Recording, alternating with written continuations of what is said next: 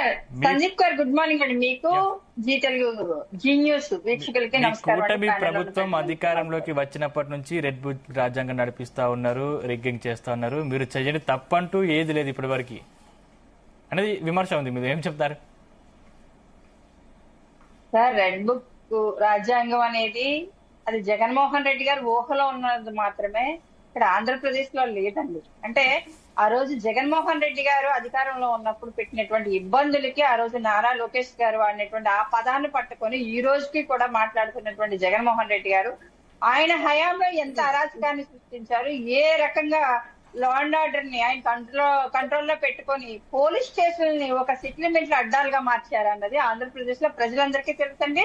జగన్మోహన్ రెడ్డి గారి ప్రభుత్వంలో బాధితులైనటువంటి ప్రతి ఒక్కరికి కూడా అనుభవం ఉంది.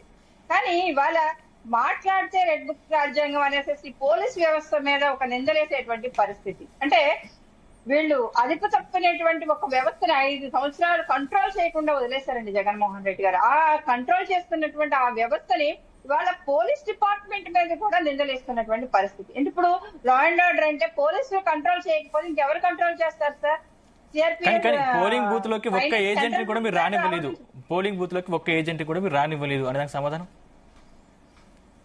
సార్? జగన్మోహన్ రెడ్డి గారు ముందుగా ఒకటి చెప్పాలండి, ఆయన సొంత నియోజకవర్గంలో పులివెందుల్లో ఇప్పటి వరకు కూడా ప్రజలకి ఓటు స్వచ్ఛందంగా వేసేటువంటి హక్కును ఎందుకు కల్పించలేదు?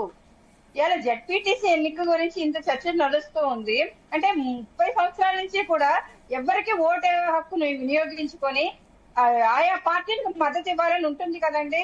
నామినేషన్స్ కూడా వేయకుండా నామినేషన్స్ ని ప్రతిదీ కూడా ఇనామస్ చేసేసేసి ప్రతిసారి కూడా ఈసారి స్వచ్ఛందంగా పులివెందుల ఒంటిమిట్టలో జరిగినటువంటి ఎన్నిక ప్రజలు స్వచ్ఛందంగా వచ్చి ఓట్లేశారండి. ప్రజలు కూడా అడ్డుకునేటువంటి పరిస్థితుల్లోనే అక్కడ వైసీపీ వాళ్ళు చేసినటువంటి హంగామా తప్ప రీపోలింగ్ మళ్ళీ జరిగింది. నిన్న చూసాం 2 బూతుల్లో మళ్ళీ రీపోలింగ్ కూడా పెట్టడం జరిగింది.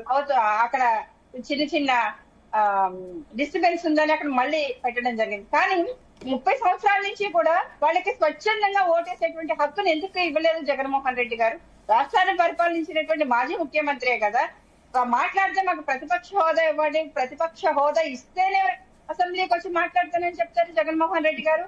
ఎందుకు 2014లో మీకు ప్రతిపక్ష హోదా ఇస్తే రోడ్లు పట్టుకుని తిరిగారు జగన్మోహన్ రెడ్డి గారు? కనీసం వాళ్ళ ఎమ్మెల్యేని కూడా పంపించి ప్రశ్నించలేదే? ఆయన రాకపోయారు, ఆయన రోడ్డు రేట్లు తిరిగారు. ఎమ్మెల్యేని కూడా ఎలా ఇవ్వకుండా రోడ్లు పట్టుకుని తిరిగారు. ఆ రోజు తక్కువ మెజార్టీ ఏం కాదు, తక్కువ మంది ఎమ్మెల్యేలు కూడా కాదు. ఆ రోజు ఎందుకు ప్రశ్నించలేకపోయారు? ప్రతిపక్ష హోదా ఉన్నటువంటి ప్రతిపక్ష నేతగా కూడా జగన్మోహన్ రెడ్డి గారు ఆ రోజు ఫెయిల్ అయ్యారు. తర్వాత అధికారం ఇచ్చారు ప్రజలు. రాజశేఖర రెడ్డి గారి బిడ్డ అసలు నేను తండ్రి లేని బిడ్డనే అనేసి పదే తిరుగుతున్నాడు అని అధికారం ఇచ్చారండి 2019లో. ఆ తర్వాత జగన్మోహన్ రెడ్డి గారు చేస్తుంది ఏంటండి, 151 సీట్లతో గెలిచి ప్రజలకు ఏ విధంగా శాంతి భద్రతలు కాదు కదా, రాష్ట్రంలో ఒక అల్లకల్లోలమైనటువంటి పరిపాలనని సృష్టించి ఒక రాచరికపు వ్యవస్థని తీసుకొచ్చి 1 మ్యాన్ ఆర్మీ లాగా పరిపాలించినటువంటి పరిస్థితి జగన్మోహన్ రెడ్డి. ఈ రోజు మొత్తం డైవర్ట్ పాలిటిక్స్ అండి. ఈ రోజు డైవర్ట్ చేయడానికి ముఖ్య కారణం ఏంటంటే రాహుల్ గాంధీ గారు ఇతర వ్యక్తులను వాళ్ళ రేవంత్ రెడ్డి గారిని వీళ్ళందరినీ విమర్శించడానికి చేయడానికి కారణం ఏంటంటే ఈ రోజు జరిగినటువంటి పులివెందుల ఎమ్మెల్యేగా కూడా ఫెయిల్ అయినటువంటి పరిస్థితి జగన్మోహన్ రెడ్డి గారు. పులివెందుల్లోనే ఈ జడ్పీటీసీ ఎన్నిక వీడియోతో సహా నిరూపిస్తూ ఉన్నారు కదా కృష్ణ గారు, అంటే వాళ్ళు వీడియోతో సహా నిరూపిస్తూ ఉన్నారు కదా, అక్కడ మమ్మల్ని ఓట్లు ఇవ్వనియలేదు, కనీసం బూత్ లో కూడా రానివ్వలేదు, ఇటువంటి వైసీపీ వాళ్ళు వీడియోతో సహా నిరూపిస్తూ ఉన్నారు కదా. వీడియోలు చూసామండి. ఆ వీడియోలు కూడా క్లియర్ గా పరిశీలించండి సార్. వాళ్ళు తీసుకొచ్చి చెప్తున్నారు మీడియా ముందు, మాకు ఇంటి సిరా కూడా లేదు, చేతి మీద మమ్మల్ని ఓటు వేయనివ్వలేదు అంటున్నారు. వాళ్ళు ఒక్క చేతిలో కూడా ఓటర్ ఐడి కార్డు లేదు, ఐడి ప్రూఫ్ లేదు. ఐడి ప్రూఫ్స్ అని లాగేసుకున్నారని చెప్తున్నారు. ఐడి ప్రూఫ్స్ లాగేసుకుంటే ఆ వీడియోస్ బయట పెట్టండి. ఎందుకు సార్ ఒక స్క్రిప్టెడ్ గా కాళ్ళు పట్టుకున్నామన్న ఫోటోలు రిలీజ్ చేస్తారు? అలాంటి 100 ఫోటోలు రిలీజ్ చేయొచ్చు. ఒక స్క్రిప్టెడ్ గా వాళ్ళు ఓడిపోతున్నామన్న భయంతో ముందు వెళ్ళినప్పుడు ఇలాంటివన్నీ కూడా మీడియాకి ముందుగా స్ప్రెడ్ చేయడం.